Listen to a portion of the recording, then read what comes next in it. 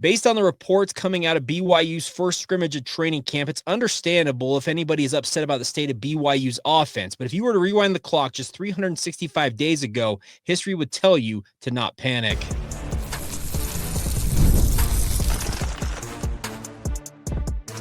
You are Locked On Cougars, your daily podcast on the BYU Cougars, part of the Locked On Podcast Network, your team every day.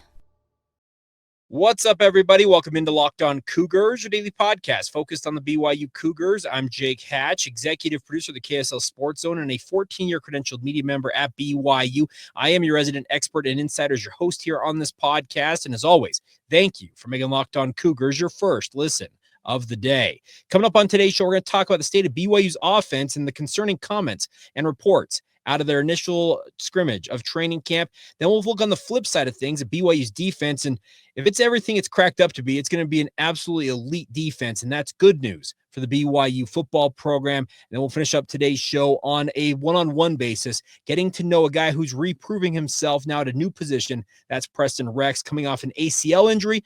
What does he have to prove to find playing time now on offense for BYU? He'll explain later on today's show. Today's show is brought to you by our friends over at Game Time. Download the Game Time app today, create an account, and redeem the promo code LOCKEDONCollege for $20 off your first purchase. Download the Game Time app today and get started with our friends over at Game Time. All right, let's talk BYU football. Now, many of you are concerned about the state of BYU's offense because if you heard everything / what I heard / what everybody else is reporting about BYU's overall performance offensively during their first scrimmage at Lavelle Edwards Stadium on Saturday, things in a nutshell did not go well. And that is understandable because, as Kalani Sitake and Jay Hill both noted, the defense at this time of camp typically is ahead of the offense. And the hope is that the offense will play catch up in the back half of training camp here and assert themselves as camp goes on. That is the hope for the BYU football program. But as I said in the start of today's show, all you got to do if you want to look at history lessons for the BYU football program is rewind it 365 days ago to today in 2024. I am going to take you back to some of the commentary I shared with our Locked On Cougars Insider Group members on August 11th, 2024. The first of which I think is the most pertinent, but it says this: I have been collecting tidbits on the scrimmage from those in attendance in BYU scrimmage this time last year on August 11th, 2024. It's taking a bit to cross-reference and check on stuff, but here you go. The most important thing, this is coming from this report exactly a year ago, the most important thing is it sounds like Gary Bohannon has made up the ground in the QB battle, and I would consider him the front runner to start against Southern Illinois as of now, unquote. Also added this: I was told Gary would have the first 2 weeks of training camp to prove he was 100% and catch Jake Retzlaff, who came out of spring well ahead of Gary. It appears to have happened. I'm not ready to declare the race over yet, as there's still some runway to go, but Jibo appears in line to start if this was game week, unquote. Okay, well, what does history tell us? Well, I was dead wrong in that assertion. I didn't say that he was going to start, but I said at that time, on August 11th, 2024, that Gary Bohannon was very much in the lead to be BYU starting quarterback coming out of a scrimmage. Now, does that sound very familiar to this past one? Now, the difference is this year we have 3 unproven guys in a QB battle here, whereas we had Jake Retzlaff, who was the incumbent, having taken over for the final stanza of the 2023 season, going up against a guy in Gary Bohannon trying to rehabilitate his career and ultimately realize, hopefully, regain some of that magic he had in leading Baylor in his initial stanza of his career to a Sugar Bowl, that type of performance. He was an absolutely elite quarterback for the Baylor Bears. So 365 days ago, it looked like BYU was going to be starting Gary Bohannon at quarterback. So that shouldn't tell you everything, that one scrimmage is not the end-all, be-all for BYU.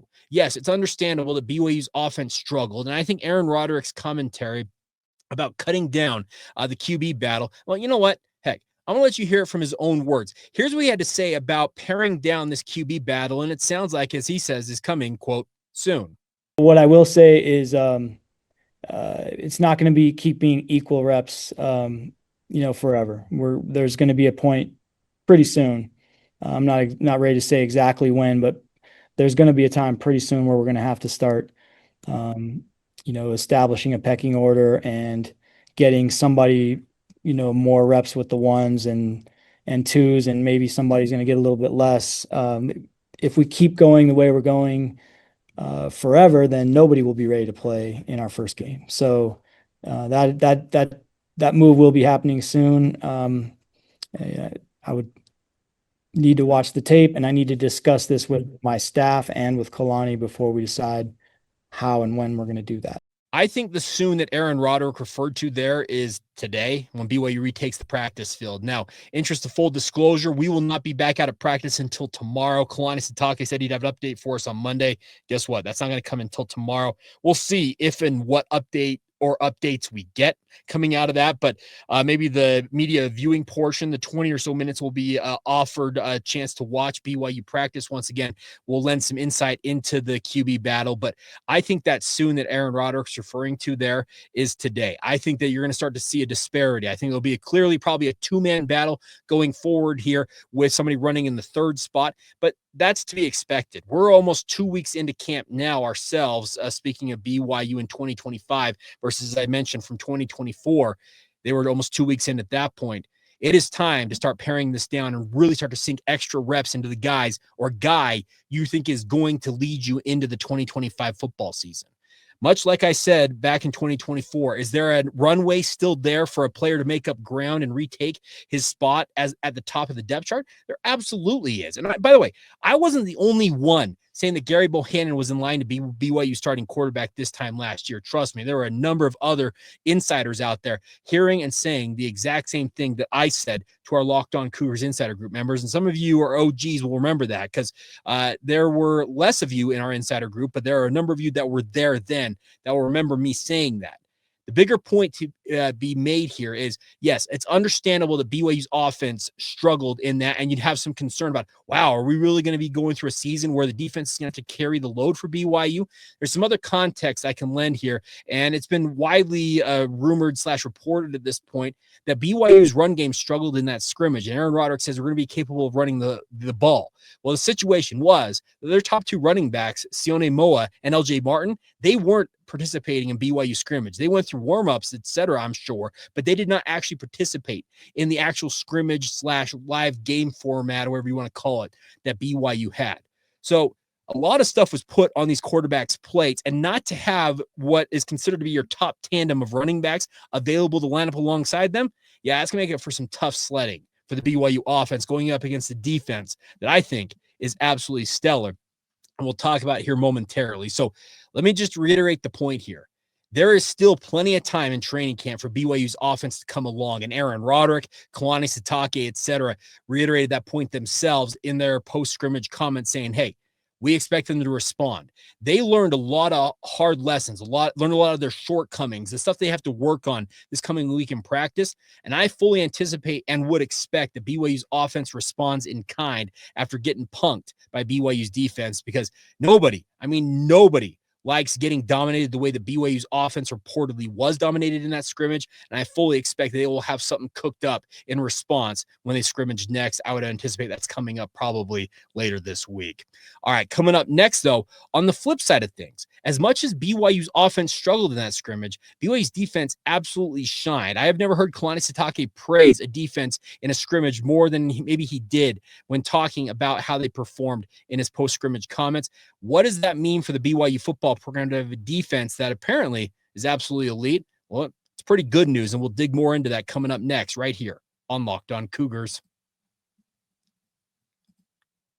Today's show is brought to you by our friends over at Game Time. Now, we've all been there. You log in early trying to get tickets to a concert or another event, and all of a sudden you lose your spot for a show you've been dying to see. Well, that's where our friends at Game Time step in. Live music should be about making memories and not dealing with stretches ticket shopping. That is where Game Time can help you guys out. It makes getting your concert tickets faster and easier than ever, and the best part is prices actually drop as it's closer to showtime, meaning you can save up to 60% off with their killer last-minute deals to the shows and concerts you want to go to. Are you tired of endless scrolling, trying to find the perfect seats for you? Well, the best part is zone deals with Game Time. Pick the best seats in the section for you. And the best part beyond that is if you're worried about what happens if your plans change, the Game Time guarantee has your back with cancellation protection and more. And I also add, my favorite feature is the price you see is the price you pay with our friends over at Game Time. No hidden fees are tacked on at the end as you're checking out. So take a guess, we're going to buy your concert and show tickets and do it with our friends over at Game Time. Download the Game Time app today, create an account, and use the promo code Locked On college for $20 off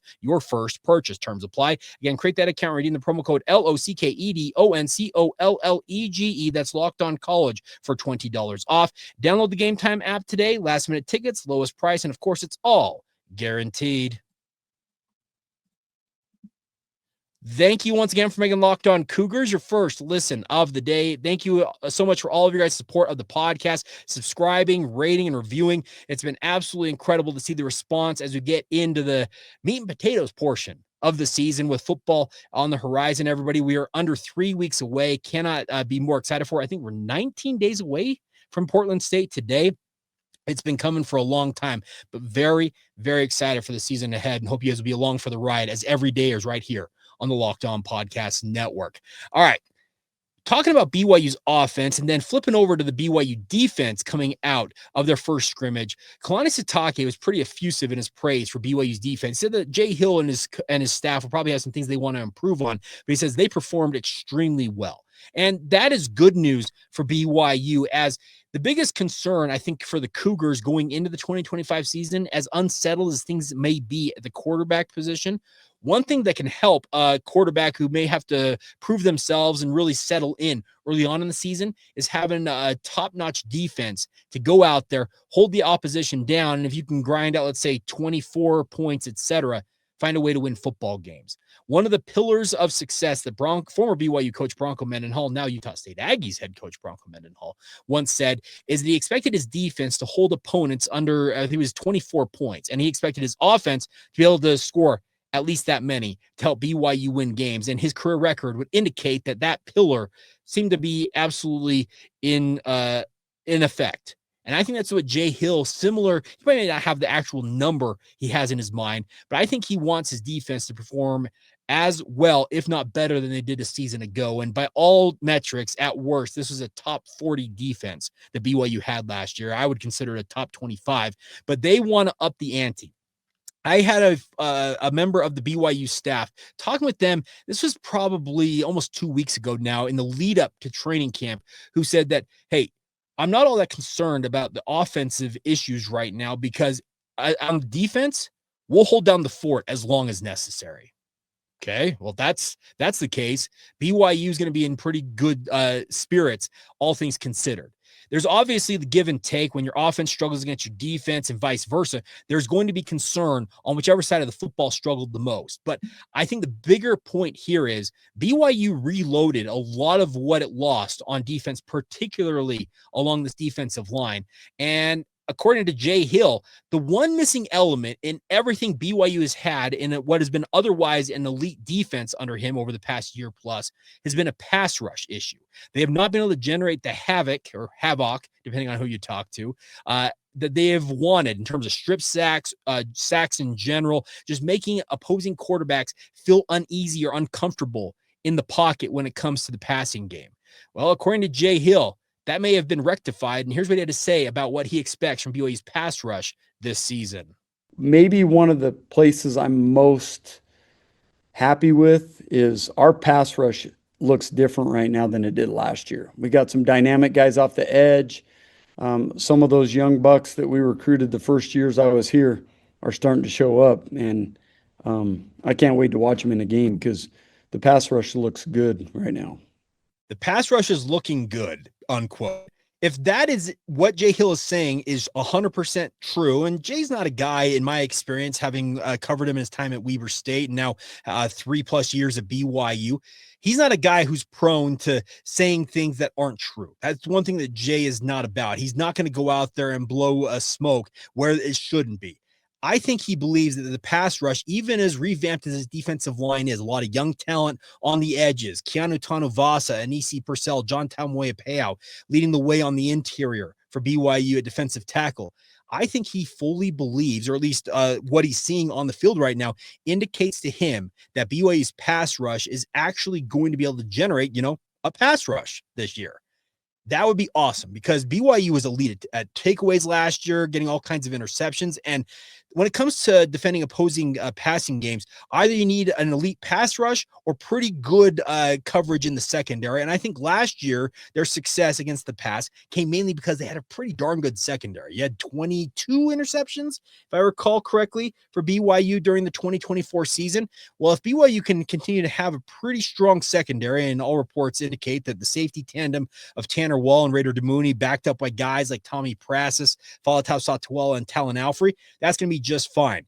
The top end of BYU's cornerback unit, Maury Bamba, as well as Trey Alexander and Evan Johnson, I think they're going to be just fine on the back end. But if you can add the pass rush element that gets to opposing quarterbacks and makes their life a nightmare, that's going to make BYU even more ferocious. They were really good a season ago, despite having some undersized defensive tackles in John Nelson and Blake Mangelson. Now that you have a Keanu Tanuvasa who looks like a man amongst boys out there, is making life extremely difficult for what is a pretty good BYU offensive line.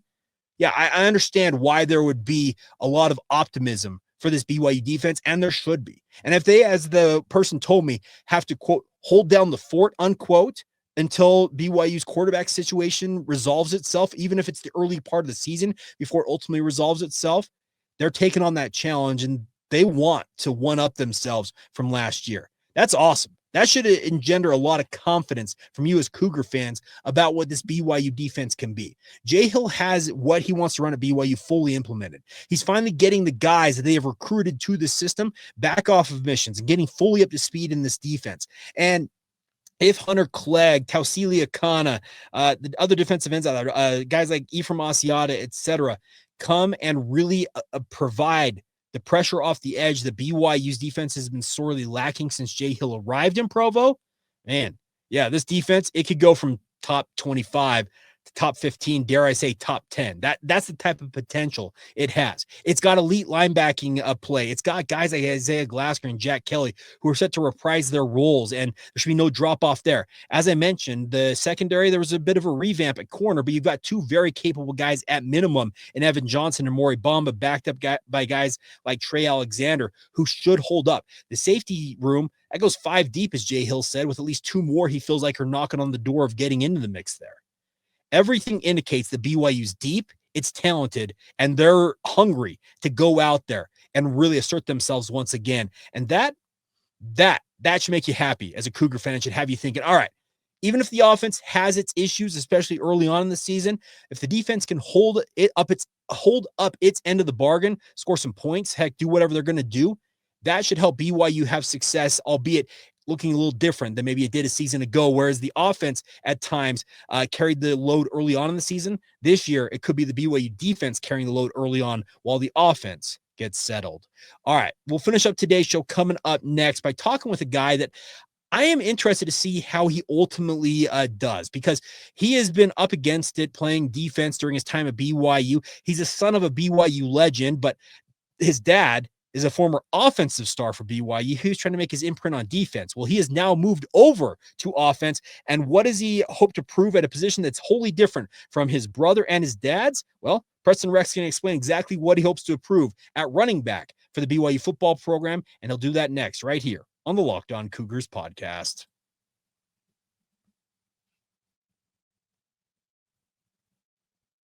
Thank you once again for making Locked On Cougars your first listen of the day. Now, if you want to get up-to-the-minute updates of BYU fall camp updates, insider intel that you cannot find anywhere else, join the Locked On Cougars Insider Group, get the inside scoop on all things BYU. The best part is just $5 a month to be a part of the group, and the updates come directly to your phone via text message. And I'll also add this. The kicker is you get 2 full weeks until you're charged a single penny. So we can get you all the way to game week of Portland State with updates for free if you want to join the Locked On Cougars Insider Group and do it today. Link is in the show notes below. Whether you're watching this on YouTube or listening wherever you get your podcast, the link is there. Or if you are having issues with it, reach out via social media, email, or the like, and I will help get you squared away. We'll make sure that you are part of the Locked On Cougars Insider Group. All right, before we go on today's show, let's talk with a guy who's having to essentially reprove himself to the BYU football program now at a new position. Now, The last name Rex should bring a lot of memories of a lot of touchdowns scored. Obviously, Byron was a legend in his day, an All-American type tight end in a pantheon of great BYU tight ends. BYU is known as QBU by many people, but there's a very strong argument that should be known as TEU, tight end U, because some of the great tight ends, the Gordon Hudsons of the world, the Johnny Harleens, man, I could go down a list, just the great tight ends over the decades that BYU's had. And the crazy thing is, Isaac Rex even one up his dad because he set the career touchdowns for tight ends record, breaking his dad's record in the process. He is a guy, speaking of Isaac, that a lot of Cougar fans were ecstatic to have in the program. Well, Preston Rex came to BYU as a defender. He played safety for BYU over the past few seasons, suffered an ACL injury last year that knocked him out for the entire season. Well, lo and behold, we show up to training camp this summer for BYU. There's a guy wearing the number 12 who's carrying the rock, and I'm like, who is number 12? Well, I pull out the trusty dusty roster that BYU handed us, and number 12, Preston Rex. Oh, he's moving to running back. Well, why did he move to running back? That's a great question. Beyond that, what does he hope to prove as he tries to move up a depth chart that's obviously headlined by LJ Martin, Sione Moa, and the like? And really, a lot of guys coming off ACL tears, it takes some time to get back to that. And I will say this, playing safety, it's one thing in terms of athleticism. Having to cut, make moves in the pocket or the hole behind an offensive line and the like with a rebuilt ACL, well, it doesn't seem necessarily all that easy. But Preston Rex, he's unafraid of the challenge. He's eager to prove himself, and he'll explain exactly why right here in an exclusive conversation on Locked On Cougars. Did you play running back growing up at all? I was always an offensive guy. Okay, so you have a an lot of offensive slot. background. Okay. I returned punts before BYU, so I feel comfortable with the ball in my hands for sure. What was the conversation like? Did you just say, "Hey, we've got a glut here at safety, and we'd like to have you consider this move"? Like, how would the conversation go down? I guess is the question. Well, the offensive staff actually rewatched my high school film. Okay. They said I look comfortable with the ball in my hands. They said that I got speed, I got hands. I know how to find a gap, find a hole. So. Kalani just approached me with that move, and I prayed about it, and I took the chance. So I talked to Hinckley when he got here, I don't know how many years ago, and he had a similar background to you. He played slot in high school and the like, and made the transition to running back. Have you been able to pick his brain at all on that side of it? Yeah, Hinckley, Falau's been an amazing help. He knows the offense, which I'm obviously still learning. Yeah. He knows it through and through, so he's been a big help a lot. If ever I have a question, he's always ready to teach me. So, same with the other guys that have been here, Sione and LJ and Enoch, Jovessa, all the guys really. They know the offense really well. They've been helping me learn a ton, and they're all great guys for sure. So you come from a family of offensive players. Your dad was a standout tight end. Your brother was pretty dang good in his own right. So does that almost feel natural in a way to come back over to offense? Yeah, it does. It does. I think Isaac was happy about the move for sure. But the defense taught me a lot of great things. Coach Hill's an amazing coach. Taught me how to be tough. I'm trying to bring some of that defensive mentality right over to offense. Well, has your mindset or mentality had to change a little bit just making the move? No, not at all. It's the same. I'm ready to help the team in any way. To do my 111 to help and support my offensive brothers now. So you score a touchdown out there. Is it fun to get into the end zone as an offensive offensive player? It is fun. Okay. It's a familiar feeling. It's coming back for sure. So that's really fun. Defense is amazing. I like to hit. I like to be tough, physical, but I like to have the ball in my hands too. You said you want to be a team player. You're coming off an ACL tear, so physically, are you 100% now? Yeah. Okay. I'm 100%, man. I'm ready to go. Terrence Motley, who's our director of rehab, he helped a ton. He was a great, mentor during the last 9 months. It was a little hard for me, but he helped me get right back in shape. Worked really hard at it. Now I'm 100. Now, when I've talked to running backs in the past, coming off of an ACL tear, the biggest thing is being able to trust that when you cut and plant onto that leg, that you'll be able to. It's not going to go out on you again. You came over from defense to make this move. You had to kind of absorb that in a way, or did you not even think about that? I try not to think about it, man. Okay. I just trust myself, trust my legs. Our staff, our rehab guys, they're amazing. They help me get back to 100. So I don't even think about it. I'm just. I feel good. Last thing for me is, what goals do you have for yourself as you move positions here? Are you hoping to see playing time this year? What's your mindset? Goal for myself You know, I'm not really worried about things that I can't control. I'm just trying to control what I can, which is to learn the offense and support my offensive brothers. That's about it. There is Preston Rex. A big thank you to him for taking time to join us here on the podcast. And I'm excited to see what he does. He has made some impressions early on in camp. I know that he was one of the main backs in BYU scrimmage with no LJ Martin or Sone Moa participating in the scrimmage this past Saturday. And that's an opportunity for him to get some extra reps and prove himself. But beyond that, you can tell this is a guy who's supremely motivated just to find a way to get on the field. I can understand that wholeheartedly. There are a number of guys you look at on BYU's roster. I'll look at a guy kind of who did the opposite of Preston Rex here, who was one of his former running mates in Tanner Wall. Tanner Wall came to BYU as a walk-on wide receiver and essentially tried every method known to man, trying to find a way to get on the field at BYU, and realized, you know what? There's a pecking order at wide receiver that I am just quite frankly never going to be able to climb high enough to get the time that I hope at BYU. And Ed Lamb, former BYU associate head coach and safeties coach at the time, he reached out to Tanner and said, hey, come over and play safety for me. And all Tanner has done is taken to that like a duck takes to water and has become what I consider to be a fringe all Big 12 type player for BYU on defense. Jay Hill said it best when he said that Tanner Wall is the Tanner Wall that I know and love, and he's right in the right place whenever he needs to be there. I'm misquoting him from this past Saturday. But there's a reason why Tanner is the leader of BYU safety. There's a reason why he is going to be hard to unseat at that free safety position for BYU. And that's what I hope on the kind of the opposite end of things goes for Preston Rex here. Yeah, it may take some time for Preston to climb up the depth chart at running back and unseat other guys in front of him, especially if a Hinckley or Potty finally gets his waiver from the NCAA this season. But you can tell that Preston has got the right mindset here, and he's excited to be scoring touchdowns once again. He played offense all growing up, he said, and he came to BYU as a defender and hoped to make an imprint as a safety for BYU, and it didn't pan out that way. But guess what? The Rex family genes at BYU, they're about scoring touchdowns. His older brother Isaac did it. His dad Byron did it. Well, I hope that we see number 12, in this case, Preston Rex, celebrating in the end zone a lot as a BYU Cougar. Who knows if it comes to fruition, but I appreciate his mindset on this. You can tell he's both humble, but also hungry to assert himself here in camp. And as I mentioned, I look forward to seeing what he's capable of now at running back, coming back off an ACL tear. And you can tell that he's like, I don't have any mindset of worrying about my knee. My doctors and the trainers have said I'm cleared and I'm good to go. That's the right mindset to have. If you worry about it and try to baby it, well, guess what? The re-injury risk goes up just so much more when you're concerned about your knee. You simply put, you cannot think about it. And so far in camp, on the limited snaps we've seen from Preston, making a fairly favorable impression of himself now playing running back for the BYU football program. So here's to the best. Here's hoping that Preston Rex really is capable of being the type of running back he dreams of being, and more importantly than that, contributes in a meaningful fashion to the BYU football program, because the Rex family, they're one of those families synonymous with BYU football, and it'd be hard to think that a Rex won't be contributing in some meaningful fashion for Kalani Sitake and company if given the opportunity to do just that. So as always, that's going to do it for this Monday edition of the show. As I mentioned, media availability coming up tomorrow. So we'll be back with another full edition tomorrow, some thoughts on BYU football, but also I want to let you guys hear about a guy that I think is making an early impression on the defensive line, and that's John Taumueapea.